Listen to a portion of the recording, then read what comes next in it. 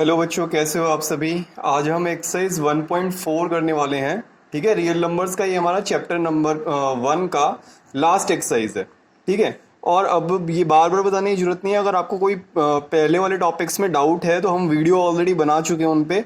तो आप क्या करो, वो प्रीवियस वीडियोस को एक बार वापस से खोल के एक बार चेक कर लो। अगर आपने नहीं देखे हैं तो डिस्क्रिप्शन में जाओ और एक बार उन वीडियोस को खोल के देखो, आपको समझ में आ जाएगा। बहुत इजी टॉपिक है, रियल नंबर्स पहले वाली क्लासेस में भी पढ़ा है हमने, तो कुछ नया नहीं है इसमें। ठीक है, तो आज एक्सरसाइज 1.4 हम खत्म कर देंगे और ये चैप्टर भी हमारा ऑलमोस्ट खत्म हो चुका है।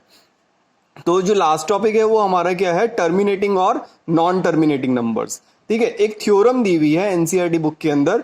तो जो थ्योरम दे रखी है उसमें कुछ टिपिकल सी बात की हुई है। तो पहले हम वो बात समझते हैं कि एनसीईआरटी क्या कहना चाह रही है, और फिर उसके बाद हम आपको एक जनरल फॉर्म बताएंगे, एक जनरल तरीका बताएंगे कैसे एक नंबर को पहचानना है कि वो टर्मिनेटिंग नंबर है या नॉन टर्मिनेटिंग है। तो पहले उससे पहले जान लेते हैं कि टर्मिनेटिंग और नॉन टर्मिनेटिंग नंबर होते कौन से हैं। ठीक है, तो शुरुआत करते हैं कि if in a rational number, एक rational number p upon Q है, वो गिवन है इस तरीके से such that q is in the form, यानी कि उसका जो डिनोमिनेटर है, एक रेशनल नंबर है, मेरे को p अपॉन क्यू दे रखा है, उसमें जो q है वो इस तरीके से दे रखा है कि वो 2 की पावर m इंटू में 5 की पावर n की फॉर्म में बने। मतलब जब मैं q के फैक्टर्स बनाऊं तो उसमें 2 और 5 दोनों आए, बाकी उनकी पावर्स में कुछ भी हो सकता है। यानी कि सपोज करो अगर यहाँ 4 लिखा होता तो 4 को मैं क्या लिख देता, 2 की पावर 2। सपोज करो यहाँ 125 लिखा होता तो 125 को मैं क्या लिख देता, 5 की पावर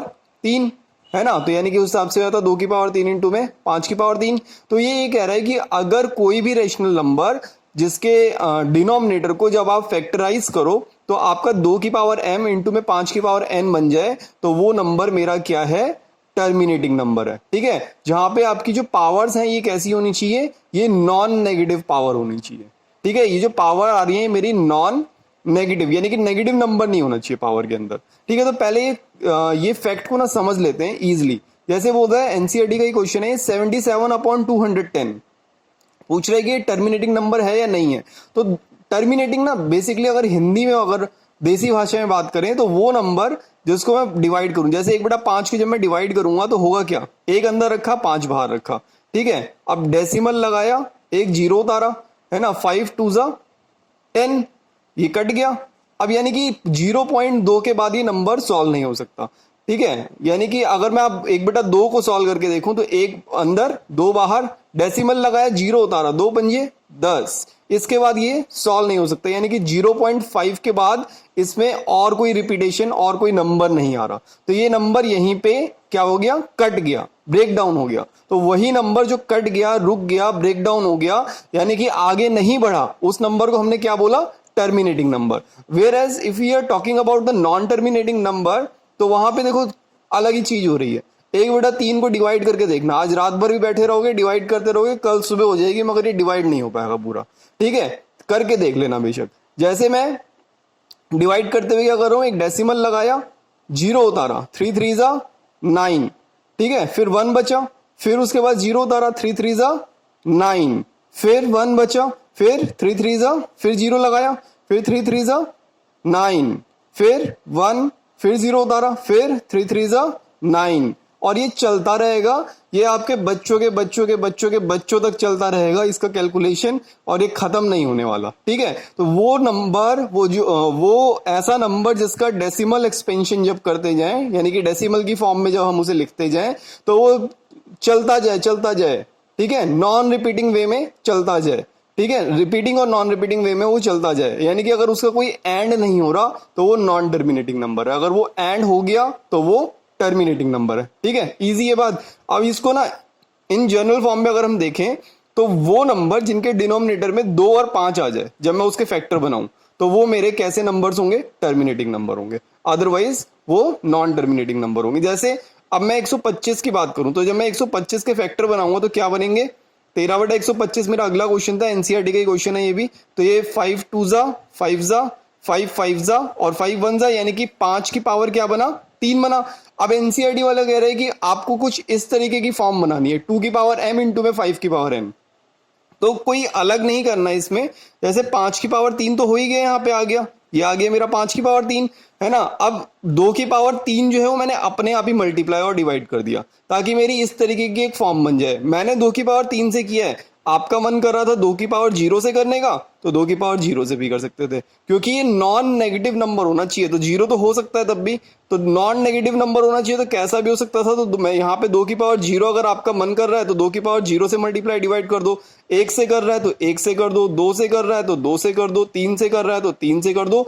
मतलब 5 की पावर m इंटू में 2 की पावर n, ये इस टाइप की फॉर्म बन जाएगी ऊपर वाली, जैसे ऊपर फॉर्म दे रखी थी। तो अगर इस टाइप की फॉर्म आपके क्वेश्चन में क्रिएट हो रही है, यानी कि आपके डिनोमिनेटर में या तो 5 आ जाए या फिर 2 आ जाए, या तो आपके डिनोमिनेटर में 5 आ जाए फैक्टराइज करने पे, या फिर 5 आ जाए या फिर 2 आ जाए। अगर इन दोनों में से कोई भी नंबर डिनोमिनेटर में आ रहे हैं तो वो नंबर कैसे हैं, आज के बाद चिल्ला के बोलेंगे कि वो नंबर कैसे हैं, टर्मिनेटिंग नंबर हैं। ठीक है, तो आज के बाद अगर कभी भी ऐसा आ जाए डिनोमिनेटर में, अगर कोई फ्रैक्शन दे रखा है p अपॉन क्यू और उसके डिनोमिनेटर को जब फैक्टराइज करो और फैक्टराइज करने में या तो उसमें 2 आ जाए या 5 आ जाए, तो हम खुल के बोलेंगे कि वो नंबर कैसे हैं, टर्मिनेटिंग नंबर है। ठीक है, एक छोटी सी बात और बताने की यहाँ पे है कि जो रेकरिंग नंबर हैं, रेकरिंग नंबर कौन से होते हैं, यानी कि जैसे आपने पढ़ा होगा 0.1 पे जैसे ही बार लगा दो तो ये रेकरिंग नंबर होता है। क्लास 9 में पढ़ा था हमने recurring number two rational number conversion, याद करके देखो पुराना वाला टाइम, है ना। तो 0.1 पे बार लगा दिया। अब इस नंबर को मैं कैसे लिख सकता हूँ, 0.1111111 डॉट डॉट डॉट, और ये कहानी चलती रहेगी, जिंदगी भर चलती रहेगी, ये खत्म नहीं हुआ नंबर। तो ऐसे ही तो अभी यहाँ पे हमने 1/3 में भी देखा 0.3333, ये चलता रहता। ठीक है, तो जो चले जा रहा है लॉन्ग टाइम तक वो नंबर कैसे हैं, टर्मिनेटिंग नंबर है। और जो स्टॉप हो गया किसी एक पॉइंट पे आके, जो स्टॉप हो गया, जैसे 1/2 स्टॉप हो गया था, 1/5 स्टॉप हो गया था, तो ये सारे कैसे हैं, नॉन टर्मिनेटिंग नंबर है। तो क्लियर हो गया कंसेप्ट। अगर डिनोमिनेटर में 2 और 5 आ जाता है फैक्टराइज करने पे, 2 और 5 आ जाता है फैक्टराइज करने पे, तो वो टर्मिनेटिंग नंबर है, अदरवाइज नॉन टर्मिनेटिंग नंबर है। रेकरिंग नंबर्स जो होते हैं वो भी मेरे नॉन टर्मिनेटिंग नंबर्स होते हैं। और इसी के साथ हमारी एक्सरसाइज 1.4 खत्म हो जाएगी। आप आराम से इस एक्सरसाइज को एक बार देख लो, आपको बस देख के ही आंसर बता देना है, सॉल्व करने की भी जरूरत नहीं है। ठीक है, तो ये एक इंपॉर्टेंट फैक्टर था, इंपॉर्टेंट कंसेप्ट था। 1 मार्क्स का क्वेश्चन इस एक्सरसाइज से बन सकता है, और ऐसा नहीं है कि यूजफुल नहीं है, ये एक्सरसाइज बहुत यूजफुल है। 1 मार्क्स का क्वेश्चन आपको यहाँ से जरूर मिलेगा। तो मैं कुछ क्वेश्चंस और आपको दे देता हूँ करने के लिए। तो यहाँ मैंने साइड में एक बॉक्स बनाया है, तो आप एक बार क्वेश्चंस चेक करना कि ये क्वेश्चंस टर्मिनेटिंग है कि नहीं। 2/171, 5/310, 171/610, 243/2 इंटू में 110।